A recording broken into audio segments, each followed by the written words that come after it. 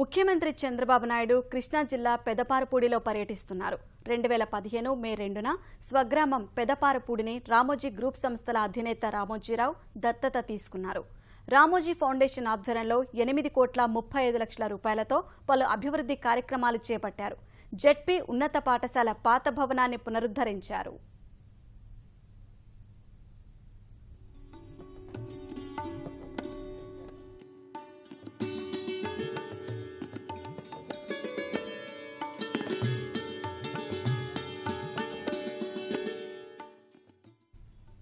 కృష్ణా జిల్లా పెదపారపూడిలో ముఖ్యమంత్రి చంద్రబాబు పర్యటిస్తున్నారు. 2015 మే 2న స్వగ్రామం పెదపారపూడిని రామోజీ గ్రూప్ సంస్థల అధినేత రామోజీరావు దత్తత తీసుకున్నారు. రామోజీ ఫౌండేషన్ ఆధ్వర్యంలో 8,35,00,000 రూపాయలతో పలు అభివృద్ధి కార్యక్రమాలు చేపట్టారు.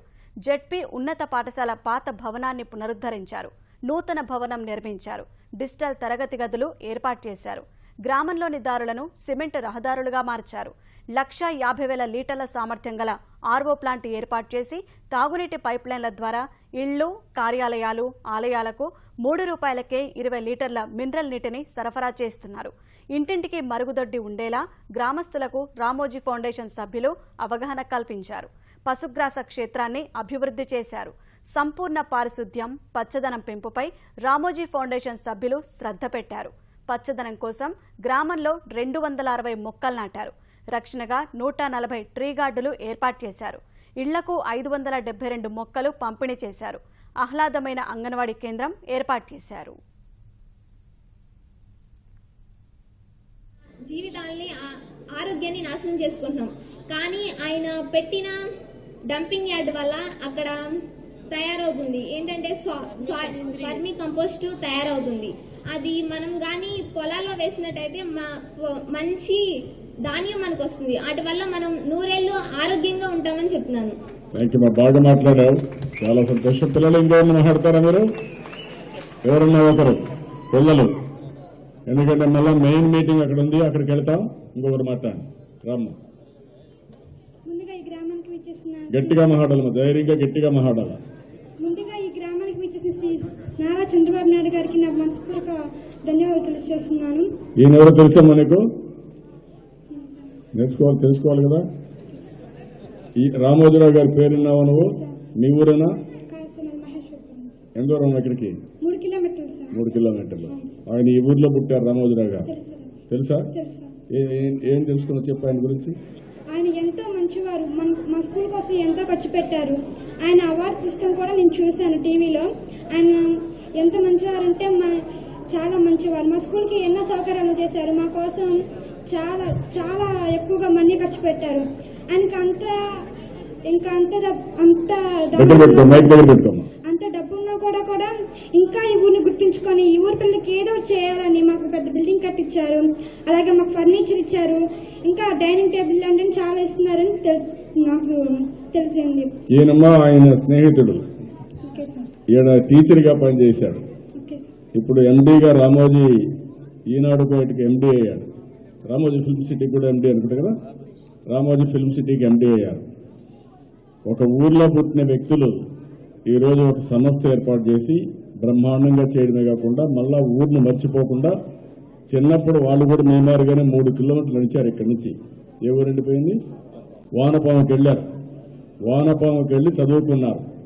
చదువుకొని పైకి వచ్చారు. పైకి వచ్చిన తర్వాత ఒక అచంచలమైన విశ్వాసంతో ముందుకు పోయి అన్ని సాధించారు.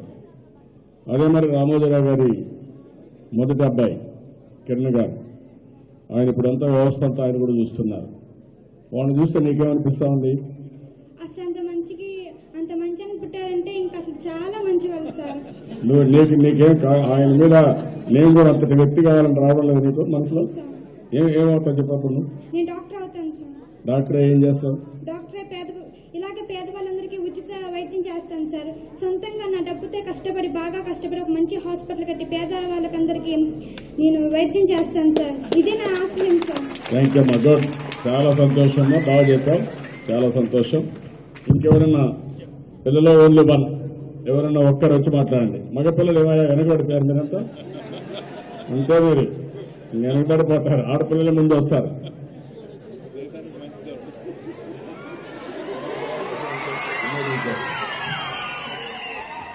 నా పేరు పవన్. నేను నీకు రోషం వచ్చిందిరా, నేను చెప్పినాక నీకు రోషం వచ్చింది. పౌరుషం చెప్పు. నా పేరు పవన్. మేము గురిందుగుంట నుంచి వస్తున్నాం. నేను సార్ని అవ్వాలనుకుంటున్నాను. సార్ ఎందుకు? మీ టీచర్ చూసావు కాబట్టి. కాదు సార్, నేను పిల్లలకి బాగా చదువు చెప్పాలి సార్. చెప్పాలా? చెప్పాలి సార్. నమ్మకమేనా? నమ్మకమే సార్. చదువు చెప్తే ఏమొస్తుంది? చదువు తప్పితే పిల్లలు మీకులాగా అవుతారు సార్. మీకులాగా బాగా చదువు.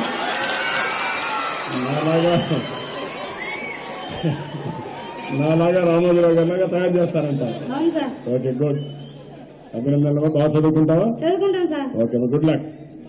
Wish all the best. ఇంకొకటి వచ్చాడు అక్కరాడు. రామ్మ. గౌరవనీయులైన శ్రీ నారా చంద్రబాబు నాయుడు గారికి నా నమస్కారం. ఈ వేదికను అలంకరించిన పెద్దలందరికీ నా నమస్కారము. నా పేరు ఇందు. నేను 8వ తరగతి చదువుతున్నాను. చెప్పమ్మా. మా ఊరి పేరు పెదపారపూడి. మాకు రామోజీ గారు ఎంతో సదుపాయాలు చేశారు. స్కూళ్ళు కట్టించారు. అలాగే స్కూల్ కట్టించారు. ఎల్ఈడి ల్యాంప్స్ ఇచ్చారు. రోడ్స్ వేపించారు. అలాగే మా ముఖ్యమంత్రి గారు శ్రీ నారా చంద్రబాబు నాయుడు గారు కూడా మాకెన్నో సదుపాయాలు చేశారు. ఎన్నో పథకాలు పెట్టించారు. ప్రతి పిల్లవాడికి ఆడపిల్లలకి మగపిల్లలకి స్కాలర్షిప్లు ఇప్పించారు. అలాగే దూరం నుంచి వచ్చే ఆడపిల్లలందరికీ బడికొస్తా పథకం మీద సైకిల్ ఇప్పించారు. ప్రతి ఇంటికి గ్యాస్ కలెక్షన్ ఇప్పించారు. ప్రతి గవర్నమెంట్ స్కూల్కి ఉచితంగా బట్టలు టెక్స్ట్ బుక్లు, ప్రతి మధ్యాహ్నం మిడ్ డే మీల్స్, ఇలా ఎన్నో మాకు అందచేశారు. అందుకు మేము రుణపడి ఉంటాము. నేను ఎమ్మెల్యే కావాలనుకుంటున్నాను. కల్పనకు పోటీ అవునా? ఓకే, తప్పకుండా అవుతావమ్మా. నువ్వు ఆ సంకల్పంతో పనిచేయి. చాలా మంది రాజకీయాలకు రావడం లేదు, చదువుకొని మీరు రావాలి. I wish all the best అమ్మా. మీ పార్టీలో సీట్ ఇస్తే ఎమ్మెల్యే అవుతాను. నీకు నేను ఇప్పటి నుంచి సీట్ విడుదల చేశాను. నీకెంతమ్మా వయసు ఇప్పుడు? 13. 2 ఎలక్షన్ తర్వాత వస్తావు. కరెక్ట్ గా 2 ఎలక్షన్ తర్వాత నువ్వు ఎలిజిబుల్ అయిపోతావు. అప్పుడు నువ్వు అప్పుడప్పుడు టచ్లో ఉంది. నీ పేరేంటమ్మా? హిందూ సార్. హిందూ సార్. హిందూ. బిందునా హిందూనా? హిందూ సార్. హిందూ. హిందూ. 7 ఏళ్ల తర్వాత మనం నాకు కనపడాలి. అప్పుడప్పుడు కనపడుస్తూ ఉండాలి. నువ్వు సామాజిక బాధ్యత తెలుసుకోవాలి. ప్రజలకంటే సేవ చేయాలి, ఆలోచించాలి. ఇప్పటి నుంచి నువ్వు ప్రతిరోజు 1 నిమిషం ఆలోచించుకుంటా ఉండు. తప్పకుండా నువ్వు ఎమ్మెల్యే అవుతావు. ఎప్పటికప్పుడు నాకు టచ్లో ఉండాలి, మర్చిపోకూడదు. సంవత్సరానికి ఒకసారి నాకు కలవాలి ఎక్కడో ఇక్కడ. సరేనా? ఆ విషయాలు ది బెస్ట్ మైంది. ఇప్పుడు మనం మళ్ళా అక్కడ మీటింగ్ ఉంది. అన్ని విషయాలు అక్కడ మాట్లాడుకుందాం. పిల్లలు కానీ పెద్దలు కానీ అందరూ ఇక్కడ రండి. అక్కడే గ్రౌండ్ మీటింగ్ మాట్లాడుకుంటాం. ఇక్కడికి వచ్చినప్పుడు ఈ స్కూల్ విషయం 2 ఎకరాల 15 సెంట్లు పక్కనే గవర్నమెంట్ ల్యాండ్ సీలింగ్ ల్యాండ్ ఉంది. మధ్యలో వేరే వాళ్ళు కొంత ల్యాండ్ ఉంది. వాళ్ళు కూడా రిక్వెస్ట్ చేస్తున్నా, మీరు ఆ పక్క తీసుకొని ఈ ల్యాండ్ కానీ వదిలిపెడితే మొత్తం స్కూల్ అంతా కాంపౌండ్లు కట్టేసి 1 సంవత్సరం లోపల చెట్లు పెట్టి బ్యూటిఫుల్ గా తయారు చేసే అవకాశం వస్తుంది. ఇమ్మీడియట్ గా దీనికి పూర్తిగా సహకరించవలసిందిగా ఈ ల్యాండ్ వరకు కనుక్కుంటూ కలెక్టర్ గారికి ఈ రోజు ఆదేశాలు ఇస్తున్నా. ఇమ్మీడియట్ గా పంపించాలి ప్రాసెస్ చేసి. ఒకవేళ కేబినెట్కి రావాలన్నా 1 మంత్ లోపల కేబినెట్ నిర్ణయం కూడా చేసి కంప్లీట్ చేయాల్సిన అవసరం ఉంది. 30 రోజుల్లో, కనీసం 30 రోజులు కాకుండా 45 రోజుల్లో మళ్ళా ఈ ల్యాండ్ నీకు ఇచ్చి, ఎప్పుడు వస్తానో చెప్పను, మళ్ళా వస్తా, నేను చెప్పిన పనులు అయినా లేదు మళ్ళా ఒకసారి చూస్తానని చెప్పి రామోజీరావు గారు ఈ పిల్లలపై నుండి అభిమానంతో బ్రహ్మాండమైన బిల్డింగ్ కట్టారు. రేపు రాబోయే రోజులు ఇక్కడనే డిజిటల్ క్లాస్ రూమ్స్ వస్తాయి. మీకు బ్రహ్మాండంగా అన్ని వసతులు ఇక్కడనే కల్పించే బాధ్యత ప్రభుత్వం తీసుకుంటాం. వారు ఇచ్చిన సహకారానికి నేను బిల్డింగ్ చూశాను. ఆయనే దగ్గరుండి డిజైన్ తయారు చేశారు. అది ఆయనకి గ్రామం పైన ఉండే అభిమానం. ఈ పిల్లలపై ఉండే శ్రద్ధ, వారిని మనస్ఫూర్తిగా అభినందిస్తూ అందరూ కూడా గట్టిగా అభినందించాల్సిందిగా మరొక్కసారి అందరినీ కోరుకుంటూ మిగిలిన విషయాలన్నీ మనం అక్కడ మెయిన్ మీటింగ్లో మాట్లాడుకుందాం. కొంత టైం కూడా స్పెండ్ చేద్దాం. ఎందుకంటే ఇది అవుతాను నాకు మళ్ళీ పెద్ద ఎత్తున చెట్లు పెట్టే కార్యక్రమం కూడా ఉంది. దాన్ని కూడా మనం శ్రీకారం చుట్టాలి. కాబట్టి మీరందరూ ఇక్కడికి వస్తే అక్కడ మాట్లాడుకుందాం. పిల్లలు మీరు కూడా రండి. Thank you.